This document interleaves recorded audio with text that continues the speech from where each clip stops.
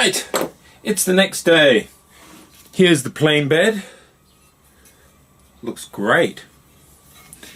And the parts are all out of their bath now. Most of the rust is gone, and the little bits that are left are going to be cleaned up. So what I'm going to use for that again is this brass brush thing, and I'll be holding the parts with pliers, and most importantly, wearing safety glasses. And that's all it takes. Now, this lever cap, which is chromed, has some fairly nasty rust on it, and I want to get rid of it, but if I sand it back I'm going to lose the chrome and I'm going to lose the look of the whole thing. So here's a little trick. Take a small piece of aluminium foil, or aluminum as the Americans apparently say, wet it, and rub it on the chrome. If you have a look at the area where I've just rubbed it, you'll see that the rust is gone. Now for a bit of fun, I've got these little brass parts, and what I'm going to do is polish them up. And there's no real reason to do this, it's purely aesthetic. And the easiest way I find to do this is simply put them in a drill press and sand. And then at the end you just have a little bit of metal polish on a rag and off you go, like a little jewel. Now if you want to clean this little wheel, you can't chuck it into the drill press because the thread that it goes on is a reverse thread, and if you chuck it in the drill press and put some sandpaper on it, bang, it'll fly off straight away. So the trick is you put it into something like a hand drill, and then you simply reverse the direction of the drill movement. So it's like you're using the hand drill to unscrew rather than screw something up. And then from here, you take your sandpaper and off you go. And here we have a fantastic looking adjustment wheel. Now with all of these parts freshly cleaned, we need to protect them, otherwise they'll just rust up again. So what I like to use is a protecting wax. I use Brie wax because I just really like it. I use the same wax on the freshly sanded plain bed as well. The good thing about this wax is it doesn't contain anything harmful that's really going to get into wood and do it damage, whereas if you use, for example, a silicone based sealer, then that can have effects on lacquer later on. Very important if, like me, you're a guitar builder. Now it's time to do some work on the frog. When you look at a frog like this, you can see that there are some areas which don't have paint and some areas which do. In this case, what we want to do is simply flatten all of this and take off the rust. Very easy job. There's not really that much rust to come off, and on the back as well. We don't want to work it so that we get rounded edges here. We want flatness and good contact. So what I've got is again some sandpaper, the glass, and the edge of the glass here is very important, because when we put the frog on, these little things here that are sticking up stop it from sitting flat. The adjuster and this little Y piece as well. So we can use the edge, press down and sand, and now you can see that rust has all but been cleaned off. There's a tiny bit remaining here. Let's take that off.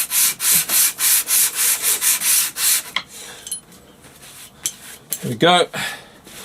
You don't want to use sandpaper that's too aggressive for this task, or you might flatten this too much and have problems around here. So I'm using 400, and that's enough. And the same principle is used on the edge to clean this part and here as well. What you don't want to do is round this over, because the positive contact of the angle here is very important for the proper functioning of the plane.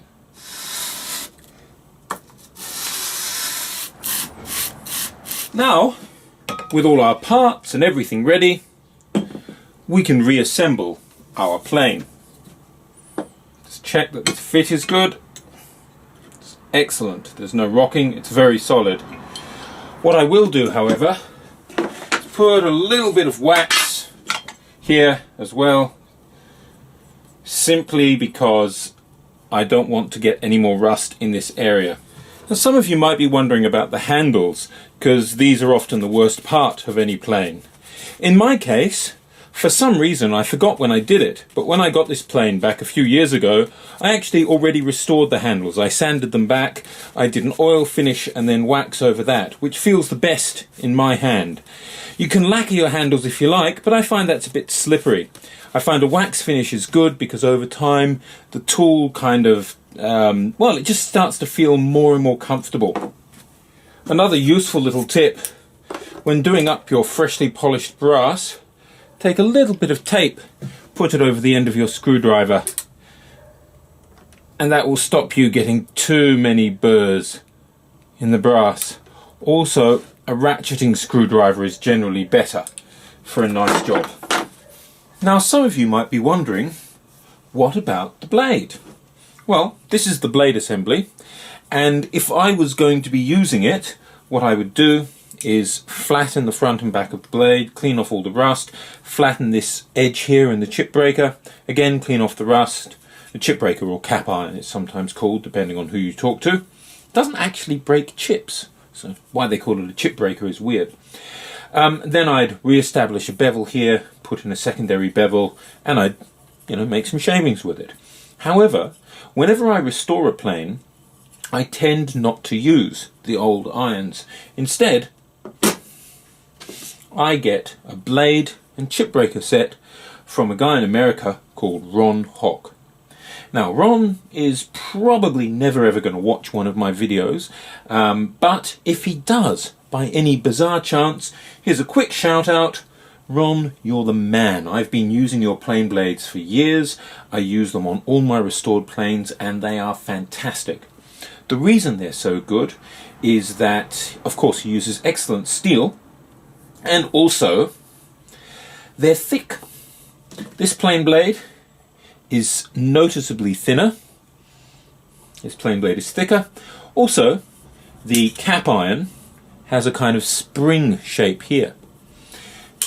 In the Hock blade, your cap iron is basically just a really thick piece of steel, and you get full contact all the way along the iron,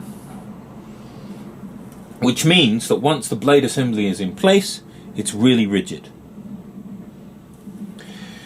Now, I've moved the frog so that this will give me quite a tight mouth when it comes down. If you move the frog forward, then you'll tighten the mouth. If you move the frog backwards, you'll open the mouth. The tighter the mouth is, the thinner the shavings you can take, but the slower it takes off stock. The more open the mouth, of course, the faster that stock comes up, but the rougher the job that you get in the end. So you need to find a nice compromise. Now, I'm going to set it up for sharpening what's called the secondary bevel.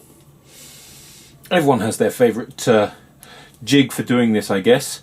Mine is made by the Canadian company Veritas, and I like it because it's got these consistent markers so that I can always know what angle I'm using. So I've set up for 30 degrees for my secondary bevel. I take off my angle guide, check that I'm set to the correct position, and take out my water stone, which has of course been flattened, and off we go. I took it through 1000, 3000, 6000, and finally 12,000.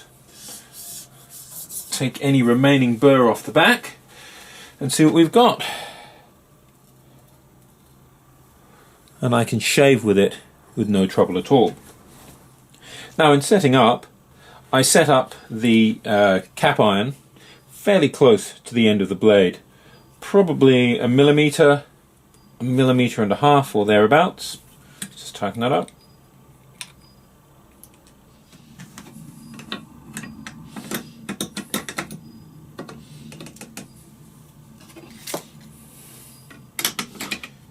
So now we have a fully restored Stanley No. 7 hand plane.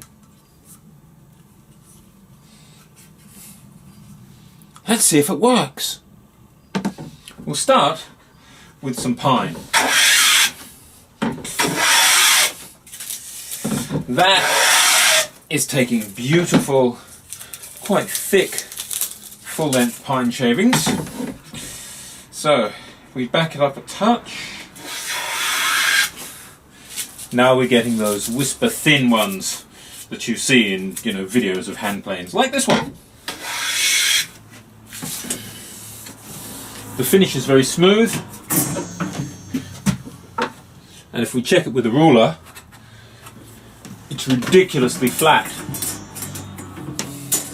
So, on pine, we have a winner. So the plane was more than equal to the challenge of pine, but here I've got a piece of curly maple. Let's see what it does. Okay. Go.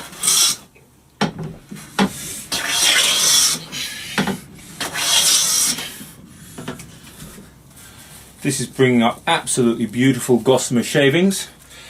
If I tightened the mouth more, I'm sure I could get much smoother shavings. But to be honest, this is exactly what I want the plane for. There we have it. A restored hand plane, and I couldn't be happier. And here we are, a family photo of the Stanley planes I use all the time. These are the 5 Stanleys that I've restored, and they've all got hock blades and cap irons. Well, the block plane doesn't have a cap iron, but it's got a hock blade. And we've got, I think this is a 9.5 from memory. This is a No. 4 smoothing plane, a No. 5 jack plane, No. 6 foreplane, and a No. 7 joiner or jointer or whatever you want to call it.